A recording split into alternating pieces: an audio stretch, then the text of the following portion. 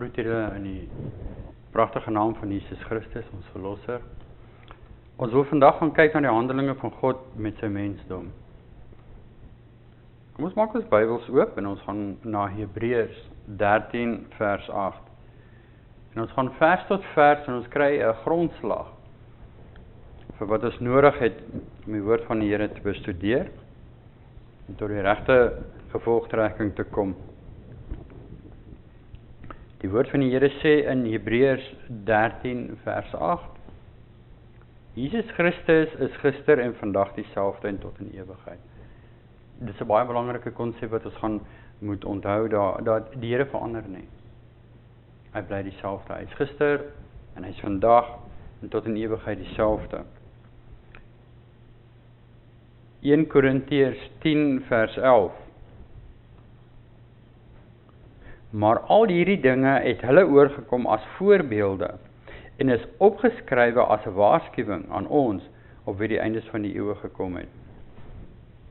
En wat belangrik is vir ons om te weet is, vir alles wat kom by die Ou Testament en geskiedkundige dinge wat gebeur het, is al hierdie dinge is vir ons opgeskryf. En dit is 'n waarskuwing aan ons op wie die eindes van die eeue gekom het. So ons kan teruggaan na hulle geskiedenis toe en ons kan dit gaan leer, ons kan gaan kyk daaruit. Amos 3 vers 7. Want die Here doen niks, tensy hy die raads besluit aan sy knegte die profete geopenbaar het nie. Wat vir my so wonderlik is die Here wys hierso vir ons in Amos dat hy gaan nie dinge laat gebeur tensy hy dit aan ons bekend maak nie. Ons staan nie in duisternis nie. Ons staan in die lig. En ons gaan moet baie mooi kyk en ons gaan die profete moet bestudeer. Ons gaan sien dat al die profete skryf meer van ons tyd aan die eindes van wat die eindes van die wêreld gekom het as aan hulle eie tyd. En ons gaan dit lees en ons gaan dit verstaan daarvolgens. 1 Korintiërs 14:32. En die geeste van die profete is aan die profete onderwerpe. Baie belangrike vers hierdie. Die profete gaan nie van mekaar verskil nie. Almal van hulle is in een met die boodskap. Ons gaan sien dat dit wat Moses geskryf het, dit wat Jesaja geskryf het, dit wat elke een van hulle gedoen het, dit sluit in die gees van profesie van Ellen G. White. Hulle verskil nie. Hulle beamoen en hulle praat presies dieselfde. Soos ons gaan deurwerk, is hier 'n grondslag en ons gaan dit moet onthou en ons gaan daarvolgens deurgaan. Kom ons gaan na 2 Petrus 1 toe. Ek gaan van vers 16 af tot 21 lees. Want ons het nie kunstig verdigte fabels nagevolg toe ons julle die krag en die koms van ons Here Jesus Christus bekend gemaak het nie. Maar ons was aanskouers, hulle was in Engels sê dit 'n witness. Hulle was aanskouers van sy majesteit. Hulle het dit gesien. Want hy het van God die Vader eer en heerlikheid ontvang, toe hierdie stem uit die luisterryke heerlikheid tot hom gekom het. Dit is my geliefde seun, in wie ek welbehaag het. Onthou, toe die stem van die Here met die doop van Jesus uit die hemel gekom het en gepraat het hulle dit gehoor. So, wat ons hierso lees is, hulle het nie net hierdie dinge gesien met hulle oë nie, hulle het dit ook gehoor met hulle ore. Hierdie stem het ons uit die hemel hoor kom toe ons saam met hom op die heilige berg was. Dis nog 'n getuienis wat hulle sê, ons het hierdie dinge gehoor. En ons het die profetiese woord wat baie vas is. In Engels sê dit mooi. We have also a more sure word of prophecy, bedoelde 'n meer standvastige, wat dit in Engels sê, profetiese woord wat baie vas is, waarop julle tog moet ag gee, soos op 'n lamp wat in die donker plek skyn, tot die dag aanbreek en die môrester opgaan in julle harte, die môrester wat Christus is. Terwyl jy veral dit moet weet dat geen profesie van die skrif 'n saak van eie uitleg is nie. Ons kan nie die Bybel vat en hom interpreteer nie. Dit is reeds die rede hoekom ons meer as 2000 verskillende Christelike denominasies het. En elkeen verklaar om te sê dis in die Bybel en ons kan dit daar uithaal. Hoekom is dit so? Dis wanneer ons die Bybel lees en ons maak as mense 'n verklaring van daai gedeelte. Die Here sê vir ons en luister weer mooi. Terwyl julle veral dit moet weet, dat geen profesie van die skrif 'n saak van eie uitlegging is nie, want geen profesie is ooit deur die wil van 'n mens voortgebring nie, maar deur die Heilige Gees gedrywe. Het die heilige mense van God gespreek. Dis nie 'n interpretasie nie. So wat ons doen is die oomblik wanneer ons lees, veral as ons kom by profesie, dan gaan ons, as ons by beeldspraak kom, as ons gaan by vergelykenisse kom, en ons gaan dit soek op 'n ander plek in die Bybel waar dit vir ons verklaar, sodat ons kan sê, die Bybel verklaar hierdie gedeeltes en nie ons nie. 1 Korintiërs 15 vers 46, wat baie belangrik is die geestelike ewenwel is nie eerste nie, maar die natuurlike, daarna die geestelike. Kom ons kyk byvoorbeeld as 'n voorbeeld van Israel. Israel van ouds was daar en was fisies. Vandag kyk ons en as ons dit lees, verstaan ons dit as geestelik. Ons as geestelike Israel. Daar is baie voorbeelde wat ons kan gaan kyk en ons gaan een vir een deurwerk. Maar ons kyk, dit was eers fisies en nou is dit geestelik. So ons gaan hierdie dinge toepas as 'n beeld en ons gaan die woord gebruik om 'n beeld vir ons te verklaar en dan kan ons hom in sy regte posisie inpas. Ek het baie aanhalings. Wat ek gaan doen is, ek gaan die verwysings in Engels gee, omdat ons vertalings van die Gees van Profesie nog nie almal in Afrikaans gedoen is nie. En dit gaan 'n verwarring veroorsaak. 2 Selected Messages, bladsy 102. En dit is 'n definisie vir profesie wat ek daar voel beskryf het vir my baie goed. Historiese gebeure wys die direkte vervulling van profesie. Dit was voor die mense gesit. Die profesie is gesien as 'n figuurlike afbakening van die gebeure wat gelei het tot die sluiting van die aardse geskiedenis. 'n Figurative delineation sien ons in Engels. Nou, as ons kyk na die historiese gebeure, dan sê hierdie ding niks anders as om 'n lyn te trek. Dis 'n historiese gebeurtenisse wat ons op 'n lyn kan sit. Kom ons vat dit stap vir stap en ek verduidelik julle wat ek bedoel. Geskiedenis sal herhaal. Ons kyk na 5 Testimonies, bladsy 160, paragraaf 1. Satan se strikke wat gelê is vir ons, voorwaar net so is hulle gelê vir die kinders van Israel, net voor die ingang in die land van Kanaan.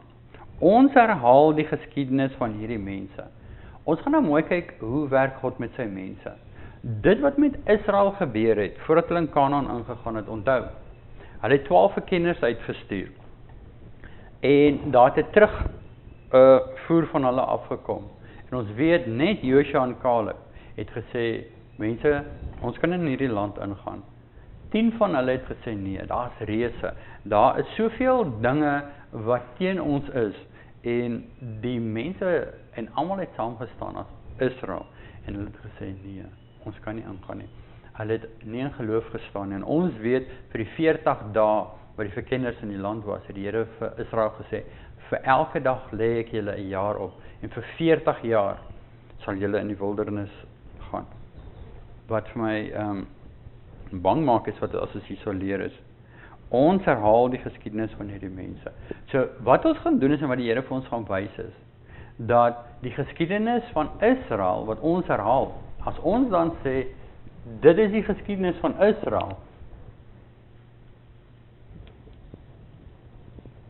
en dit is die geskiedenis van ons, dan loop dit parallel. Ons herhaal daai geskiedenis. So,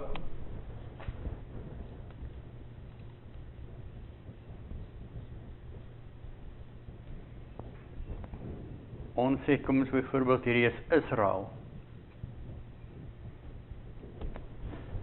Wat gebeur is, die Here is besig om ons te wys hoe ons die Bybel gaan bestudeer en hoe ons in die profesie gaan deurgaan.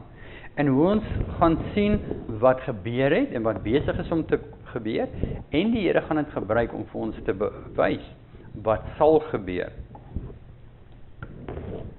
Review and Herald 1890, nommer 7, die beproewing van die kinders van Israel en hulle houding net voor die eerste koms van Christus illustreer die posisie van die mense van God in hulle ervarings voor die wederkoms van Christus. Weereens wys hy vir ons, nie net toe hulle in die woestyn was nie, maar hoe die kinders van Israel was net voor die koms van die Here, het hulle die Here aanvaar as hulle verlosser. Nee, hulle het hom verwerp, hulle het hom gekruisig. Inteendeel het hulle geskree, Barabbas, die antichrist, in plek van Christus. En as 'n nasie het hulle dit gedoen. Hier sê sy, die mense van God in hulle ervarings voor die wederkoms van Christus illustreer nou, dieselfde soos gaan weer kyk.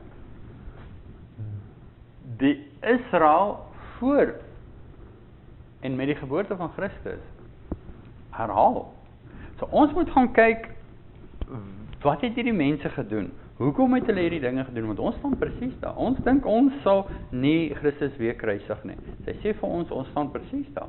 En ons moet baie mooi gaan kyk en pas op vir waar ons staan en hoe ons hierdie dinge sien. 3 Selected Messages, bladsy 339, paragraaf 1.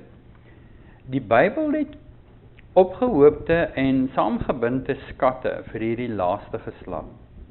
Al die groot gebeure en plegtige transaksies van Ou-testamentiese geskiedenis wat gewees het en is, herhaal homself in die kerk in hierdie laaste dae.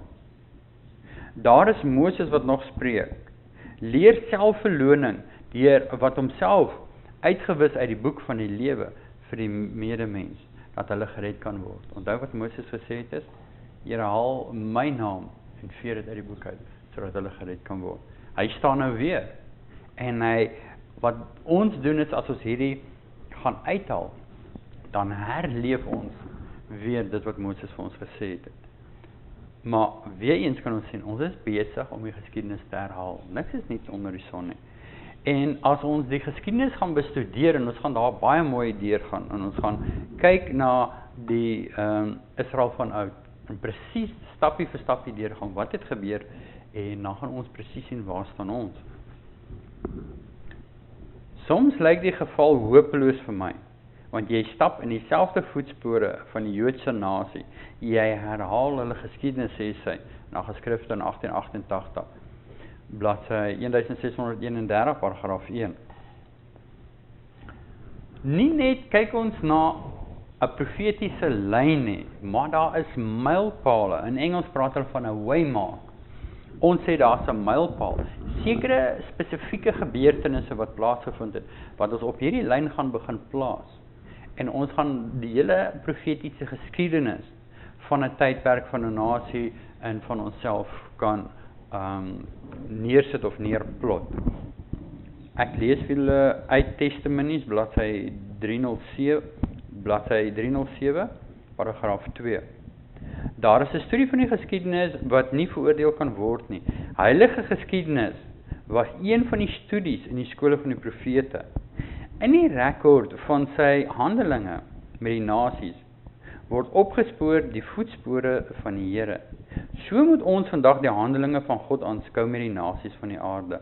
Ons sien in die geskiedenis die vervulling van profesieë en om die werking te bestudeer in die groot reformatiese bewegings en om die vordering van die gebeure in die ordening van die nasies te verstaan vir die finale konflik van die groot onstrydigheid.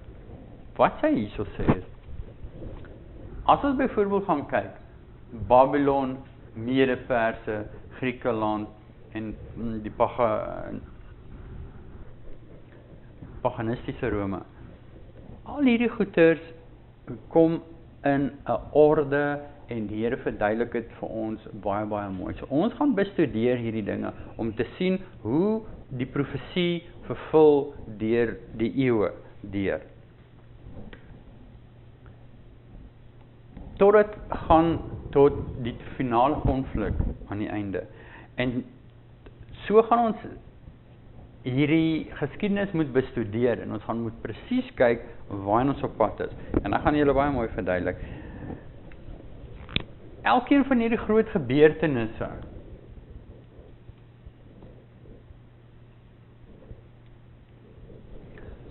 kan ons begin uithaal en ons kan dit begin plot op hierdie profetiese lyn. En ons gaan sien dat dit wat gebeur het, is presies wat nou gebeur. Dit is 'n herhaling. So as ons die geskiedenis gaan bestudeer en ons gaan daar deurgaan, dan gaan ons presies ons sien waar staan ons. Two Selected Messages, bladsy 104. Die leiding van die Here is gemerk en wonderlik was sy openbaringe van wat waarheid is. Punt vir punt was bevestig deur die Here, die God van die hemel. Ons gaan weer sien. Punt vir punt gaan die Here vir ons wys wat gebeur het en in ons geskiedenis.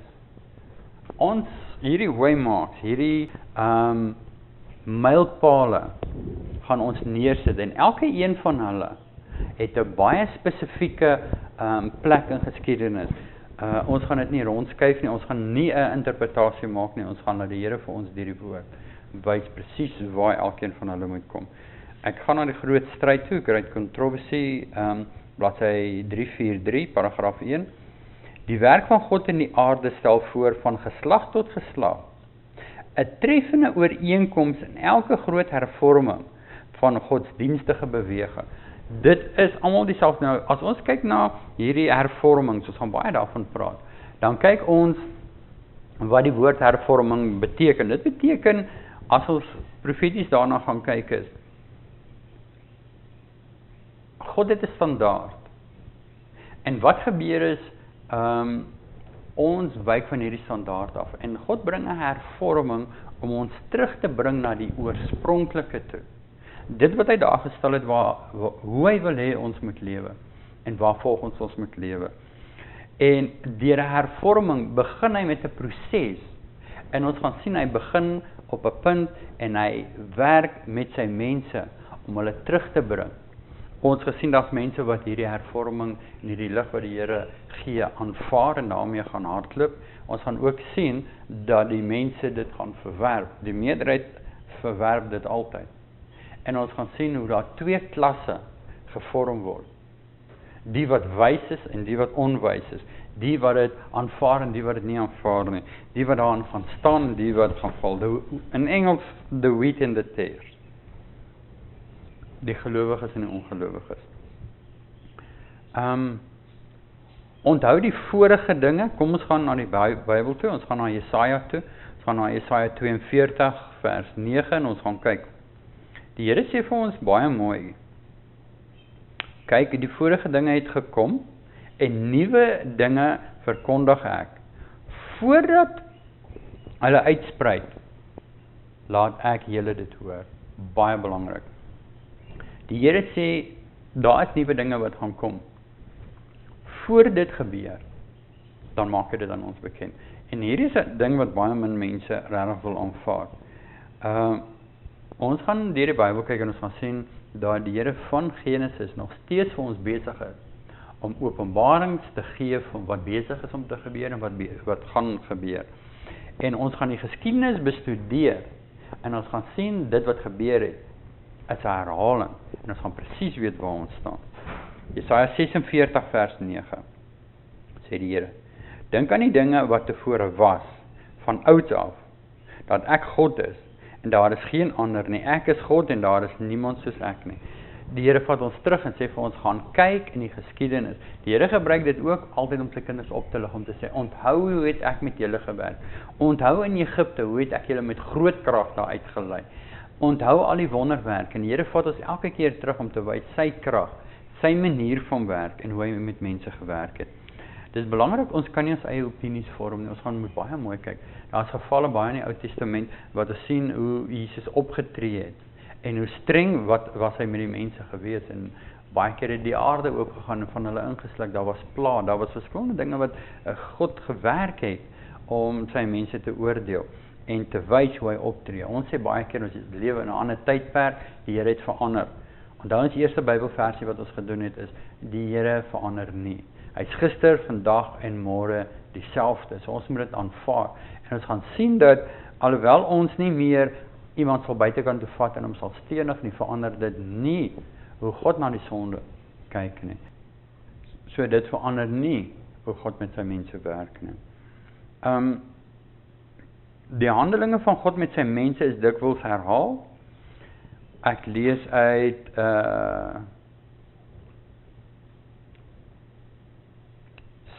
TVOL6. Ek is nou nie seker waar ek het uitgehaal het uit die Gees van Profesie nie. Ek sal die afkorting nou kry. Die handelinge van God met sy mense is dikwels herhaal. Hoe dikwels was die mylpale opgesit deur die Here met sy omgang met antieke Israel, sodat hulle nie die geskiedenis van die verlede moet vergeet nie. Hy het Moses beveel om hierdie gebeure te raam in sang, dat ouers dit kan leer vir hulle kinders. Dit is interessant hoe hulle liedere gemaak het om hierdie gebeurtenisse goed vas te maak. Dit bevestig ons om te sê, profeties teken ons 'n lyn. Dit is 'n profetiese lyn. En op hierdie lyn sit ons dan hierdie mylpale aan. Die ander ding is wat ons sê, dit is valse mylpale. Kom ons gaan na Jeremia 6 vers 16 toe. Die Here sê vir ons, so spreek die Here, staan op die weë en kyk en vra na die ou paaie. Ons almal ken hierdie geskrif, maar ek wonder of ons dit regtig waar toepas. Waar tog die goeie weg is, en wandel daarin, en julle sal rus vind vir julle siel. Maar hulle het gesê, ons wil daarin nie wandel nie. Daar's 'n ding wat ons moet besef. En hoe meer ons daar deurwerk, hoe meer, dink ek, bring 'n skrik op die lyf. Om te sê is, die mense wat absoluut in die waarheid nou staan, ons gaan mooi daar deur gaan, en ons gaan kyk wie dit is en waar ons staan. Is die minderheid. Dit is regtig 'n baie klein gedeelte. Die groot gedeelte sê nee. Here, ons wil dit nie hoor nie, ons wil dit nie hê nie. Presies soos Israel dit verwerp het en een kant toe gestap het en gesê het, nee, so doen die wêreld dit vandag. Presies dieselfde. 19 Manuscript Releases, bladsy 260, paragraaf 1. Die waarheid is die waarheid. Maar die mense het dit nie hanteer as sodanig in ons kantoor van publikasie nie. Daar sal van die mense wees wat gelei word tot vreemde paaie, diegene wie se gedagtes nie stewig staan in die beginsels van die heilige waarheid nie. Hierdie ontoegewyde mense sal valse mylpale opsit en sal wandel in valse paaie, omdat hulle nie die vermoë het om te onderskei nie. Hulle sal 'n brandende begeerte manifesteer om onderling saam te sweer, om saam te kring met mekaar, in orde om mekaar te onderhou, in verkeerde prinsipe. Hulle sal mekaar in woorde oplig. Ons gaan dit grootliks sien. In die SDA kerk, in die Sevendag Adventiste kerk, sal ons sien presies waarvan praat ons, as ons na hierdie verwys, en ons sal sien wat dit gebeur, weer eens in die geskiedenis, weer eens waarmee ons nou besig is, en wat aan die gang is daar. Volgende een wat ek het, Satan kyk na elke geleentheid om die ou mylpale tot niet te maak. Dit is van belangrik, want julle sien, soos jy baie keer op vakansie gaan of ergens heen gaan, het jy sekere mylpale en sekere verwysings wat vir jou baie, baie belangrik is, om te weet jy is op die regte pad, as daar padverleggings is, hoe om maar deur te gaan, al hierdie ding om by jou bestemming uit te kom. En ek kan julle nou sê, en dit is nou maar 'n baie simpel voorbeeld, as 'n ou gaan kom en een van hierdie bordjies gaan verander, en sê die N3 loop hierdie kant toe in plaas van hierdie kant toe, al het jy net 10 minute of 20 minute op daai pad gery, en jy kom dit agter. Die omslommernis, die tyd en die moeite, en al die dinge om dit te besef, om terug te kom op die ou pad, is nie altyd so eenvoudig as wat 'n mens dink nie. Daar is baie keer 'n omdraai wat gedoen moet word, daar is 'n pad wat teruggegaan moet word, daar is nie altyd weer verwysings nie, dit is regtig moeilik, so ek vermaan julle en ek vra julle, ons gaan moet mooi kyk. In 21 Manuscript Releases sê die Here, God se boodskappers praat woorde wat die waarheid is, maar die mense wil dit nie aanvaar nie. Valse mylpale sal gemaak word, borde wat die verkeerde rigting wys sal opgestel word. Dit lyk nie dalk so nie,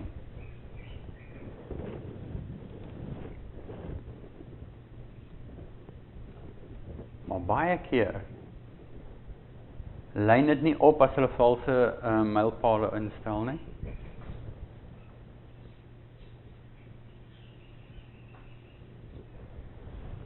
En baie keer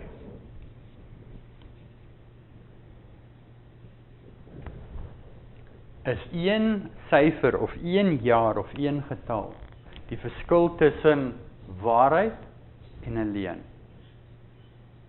Ons gaan kyk dat duisternis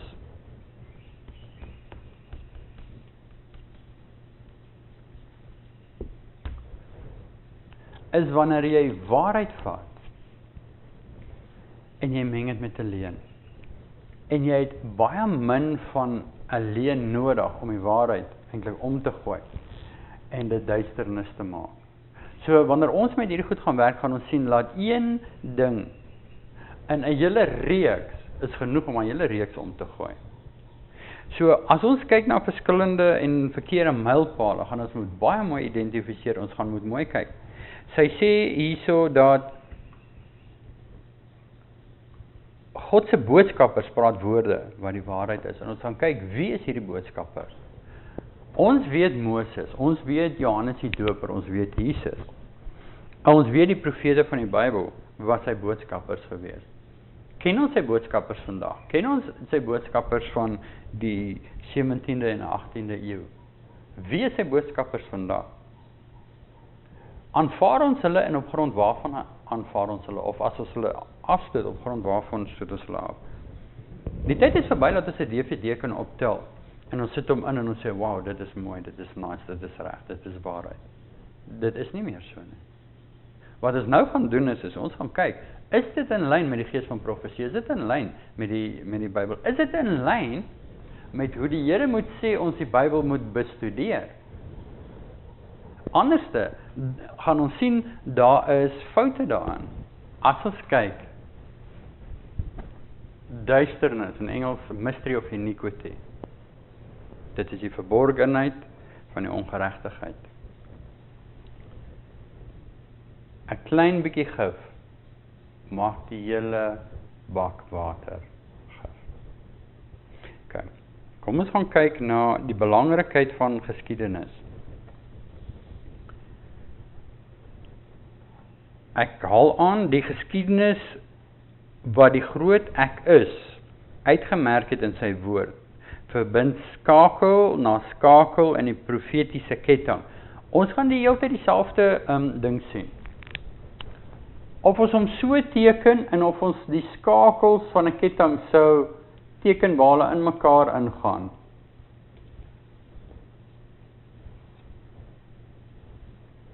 Dan kan nie teken en julle verstaan wat ek bedoel. Is presies dieselfde. Ons het hierdie profetiese gebeurtenisse wat een op mekaar volg en hulle pas presies in mekaar in. En ons gaan dit nie kan verander nie.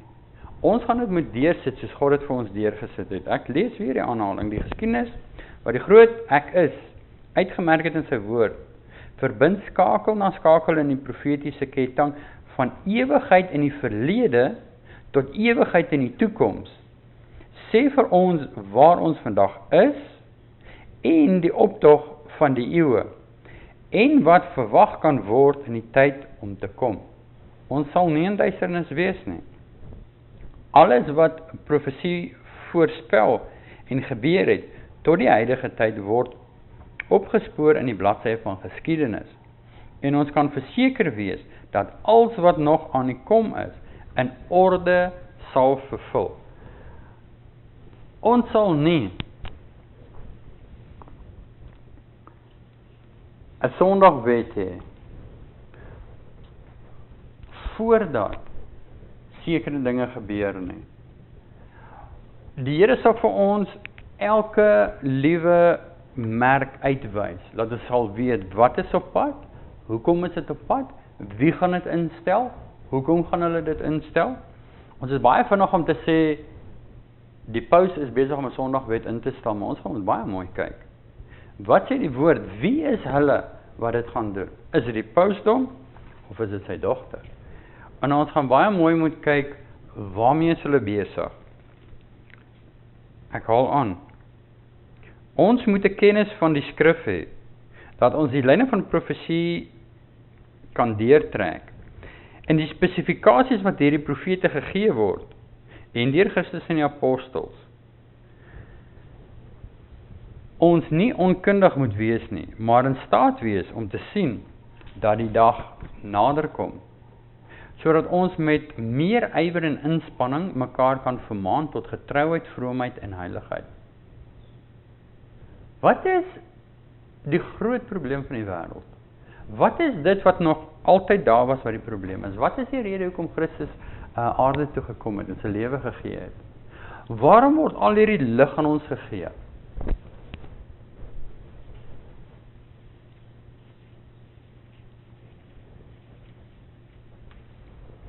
'n woord wat ons nie meer wil oor praat nie, 'n woord wat ons een kant toe skuif. 'n woord wat die kerk lankal gesê het is, weet jy kan in sonde lewe tot Christus kom. En dis 'n leuen. Ons is op 'n tyd wat Christus besig is met die oordeel. Om daai sonde uit jou boek uit te vee, beteken dit moet uit jou hart en uit jou lewe uitgevee word. Dit is 'n werk wat die Here in die hemel doen, wat 'n uitwerking op jou en my lewe op die aarde het. En ons gaan dit moet verstaan. Die tyd het gekom om op te hou sondig. En al hierdie dinge is daar vir ons gestel, om sy lig in die wêreld te bring, om die pad voor te berei vir sy koms.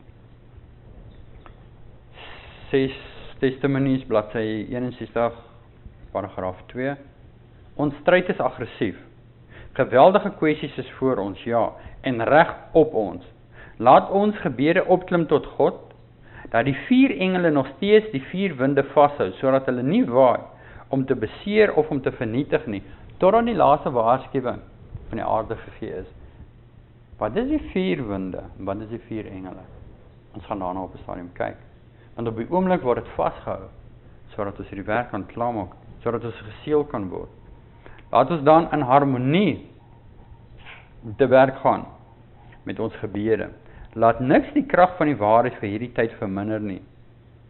Die heilige waarheid is ons las. Die 3de engelboodskap moet sy werk doen, van skeiding van die kerke, 'n volk wat al stand sal maak op die platform van ewige waarheid. Die 3de engel gaan die snywerk doen, en ons gaan uitkom, en ons gaan eenkant staan.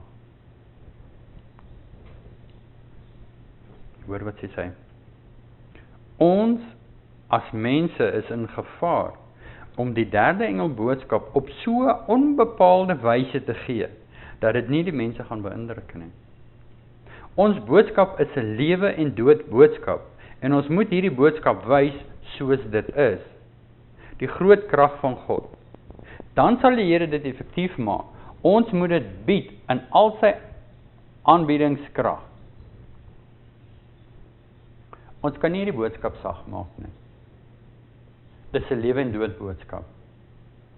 En ek wil hê ons moet in fokus om presies te kyk wat is ons boodskap, waarmee is ons besig. Die algemene adventiste prediking en dinge, is dit waarheid of is dit nie waarheid nie? Is ons deel daarvan of moet ons daar uitkom? Okay. Die laatreën is 'n boodskap. Kom ons gaan na Deuteronomium toe, 32 vers 2. Ek het 2 getuienisse om vir eers hier neer te sit. Laat my leer, in Engels my doctrine, dis doktrines, laat my leer drup soos die reën. My woord vloei soos die dou, soos reendruppels op die grasspruitjies en soos reënbuie op die plante. My doctrine shall drop as the rain, wat hulle in Engels sê. Dit bedoelende die doktrines wat die Here vir ons gee, is die laatreën. Dit is die uitstorting en die begin van die uitstorting wat drup op die mense van die Heilige Gees. Ons is in 'n groot verwarring as ons dink ons gaan sit en een dag gaan die vensters oop gaan en dan gaan 'n rukwind kom en ons gaan bekragtig word deur die Heilige Gees en ons gaan opstaan in krag. en sy dinge verkondig. Nee. Die Here sê vir ons, en ons gaan dit baie mooi bestudeer en deurgaan. Ek gee vir julle lig. Ek gee vir julle 'n boodskap. Maak jou mond oop en eet hierdie ding. Dit is hoe ons dit internaliseer. Dit is hoe ons dit in ons kry. Dit is die manier wat God met ons werk. Kom ons gaan kyk na Jesaja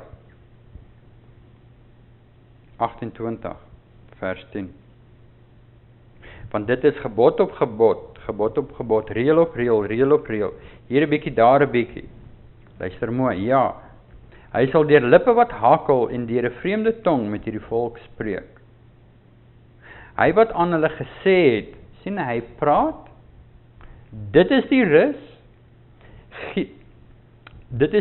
gee rus aan die vermoeides, en dit is die verkoking, maar hulle wou nie luister nie. Hy is besig om te sê, gebod op gebod, reël op reël, hier 'n bietjie, daar 'n bietjie, is die manier wat ons die Bybel moet bestudeer. Ons gaan nou daarna kyk. Maar wat ek wil uitlig hierso is, lees en kyk mooi, hy sê, dit is die rus, gee die rus aan die vermoeides, en dit is die verkoking. Wat is verkoking? Geef my 'n ander woord vir verkoking. Dis die Heilige Gees. En dis die uitstalking van die Heilige Gees wat jy verkoop. Maar hulle wou nie luister nie. So, gebod op gebod, reël op reël, lyn op lyn, sal ons na hierdie dinge kyk. En dit is wat die Here, die manna wat hy vir ons gee, wat ons moet eet. Okay. Die manier waarop die Bybel bestudeer moet word. Ons voorbeeld wat ons het, is die voorbeeld van William Miller. Die Here sê dit vir ons. Hy het 14 reëls van hoe om die Bybel te interpreteer. Ons gaan dit beskikbaar maak op die website, dat julle dit kan sien, saam met notas van waarmee en van wat ons alles gesels, op die DVD's. En julle kan dit in julle tyd deurgaan en baie mooi gaan kyk. Die Bybel gaan homself verklaar. En as ons hierdie reëls toepas, dan gaan ons 'n reguit paadjie stap en ons gaan nie verdwaal en ons gaan nie afstap van die pad nie. Ek wil julle vat na Jesaja toe, Jesaja 28, ek wil van vers 9 lees. Hoor mooi wat sê die Here. Vir wie wil hy dan kennis leer en vir wie wil hy die openbaring verstaanbaar maak? Dis 'n vraag. Hier is die antwoord. Vir die wat van melk gespeen, wat van die moederborste weggeneem word. Is die Sabbat melk of is dit vaste kos? Sabbat, en die doktrine van die Sabbat is nog melk. Die toestand van die dood, is dit melk of vaste kos? Dis melk. Baie van hierdie dinge wat ons dink is 'n bietjie vleis, 'n bietjie vaste kos, is melk. Dis basiese beginsels, die wet van die Here. Is dit melk of is dit vaste kos? Dis melk. Ons moet hierdie dinge vasmaak. En ons moet gespeen word van melk. Dis wat die woord vir ons sê. Dan kan ons die vastigheid begin eet. Ek gaan dit in totaliteit lees. Jesaja 28 vers 9, 10, 11. Ensovoorts. Die vraag is weer eens, vir wie wil hy dan kennis leer en vir wie wil hy die openbaring verstaanbaar maak? Die antwoord is, vir die wat van die melk gespeen, wat van die moederborste weggeneem is. Want dit is gebod op gebod, gebod op gebod, reël op reël, reël op reël. Hier 'n bietjie en daar 'n bietjie, ja. Hy sal deur lippe wat hakel en deur 'n vreemde tong met sy volk praat. As ons kyk na die verklaring van reël op reël, in Engels sê dit line upon line, dan sal ons kyk, dis figuurlik 'n reël en dit verbind een met die ander. So, dis presies wat ek hier sê, ons vat die geskiedenis, ons plaas dit op 'n profetiese lyn, en so gaan ons reël vir reël, en ons gaan dit na, en ons gaan presies uitkom waar ons wil uitkom.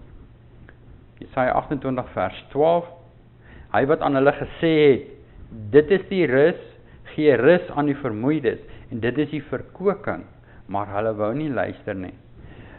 En wat gebeur met die wat nie luister nie? Dit is so belangrik om hierdie te verstaan.